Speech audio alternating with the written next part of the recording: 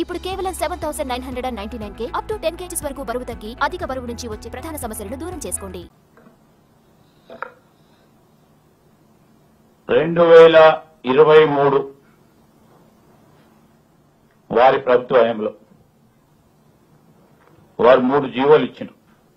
ఒకటి ఆజామాబాద్, రెండోది బాలనగర్, మూడోది హఫీజ్పేట్. ఈ 3 జీవోలకు సంబంధించి జీఓఎంఎస్ 19 ఆజామాబాద్ కు సంబంధించి, జీఓఎంఎస్ 20 29/8/2023లో హఫీజ్పేట్ కూడా జీఓఎంఎస్ 21. అదే డేట్ లో వారి Hyderabad industrial land transformation policy అని తీసుకొచ్చి ఈ ఇండస్ట్రియల్ ల్యాండ్స్ ఎస్టేట్స్ కూడా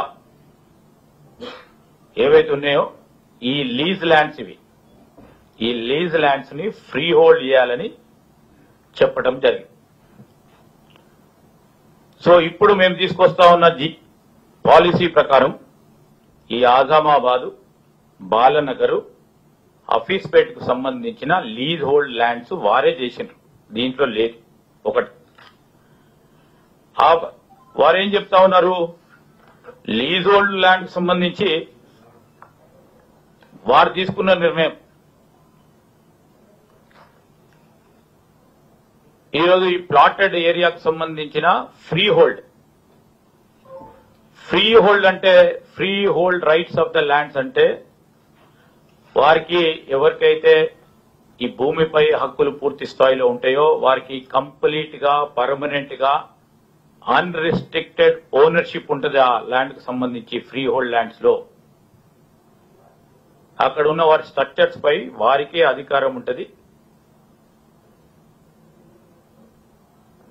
ఈ పారిశ్రామిక వాళ్ళ భూముల స్వాధీనంలో, అనుభవంలో ఉన్నవారికి ఫ్రీ హోల్డ్ రైట్స్ ని లీజ్ హోల్డ్ చేస్తా ఉన్న రైట్స్ బీఆర్ఎస్ ఇంతకుముందు చెప్పినట్టు 3 జీవోలు కూడా చేయడం జరిగింది. ఇప్పుడు ఫ్రీ హోల్డ్ లో ఉన్న భూములకు ఇంపాక్ట్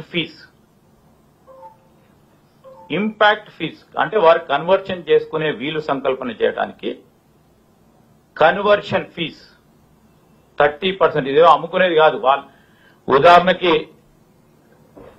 మీకు భూమి ఉంటే దాన్ని అమ్ముకునే హక్కు మాకుండదు, ప్రభుత్వానికి ఉండదు.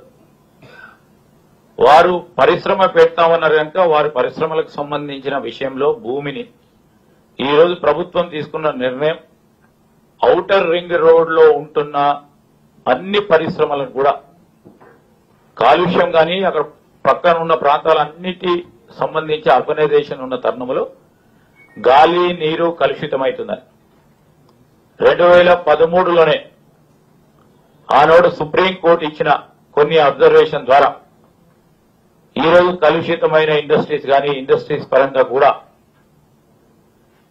ఒక నిర్ణయం తీసుకోవాలని, దాని తదుపరి టీఆర్ఎస్ పార్టీ ప్రభుత్వం కూడా తీసుకున్న కొన్ని నిర్ణయాలు ఈరోజు ఔటర్ రింగ్ రోడ్ లో లోపల ఉన్న పరిశ్రమలన్నింటినీ కూడా రీలొకేట్ చేసుకునే ఒక కార్యాచరణ తీసుకొని ఇటు ప్రజలకు ఉపయోగపడే విధంగా, మరి ఆ చిన్న పరిశ్రమలు ఇతర పరిశ్రమలకు సంబంధించిన వారికి కూడా పరిశ్రమలను నడపలేకపోతా ఉన్నారు, సిక్ అయి ఉన్నాయి, కొన్ని సందర్భాల్లో ఇబ్బందికరంగా ఉన్నాయి, వారి భూమిని ఏ విధంగా కూడా ఉపయోగించుకోవటం లేదు. మరి ఈ ఇండస్ట్రీస్ అసోసియేషన్ కు సంబంధించిన వారి రిప్రజెంటేషన్ మేరకు, అదేవిధంగా నగర విస్తరణ సంబంధించి ఈరోజు అనేక వాడలు, ఉదాహరణకి కాటాదాన్ కానీ కూకట్పల్లికి సంబంధించిన వాడలు కానీ ఓఆర్ఆర్ లోపల్లో ఉన్నాయి. చాలా పరిశ్రమలు కూడా మూతపడి, లేకుంటే పాత టెక్నాలజీతో కూడుకొని ఉత్పత్తి తగ్గిన అంశంలో కూడా మరి ఇండస్ట్రీకి సంబంధించిన ఓనర్స్ మా దృష్టికి తీసుకురావడం జరిగింది.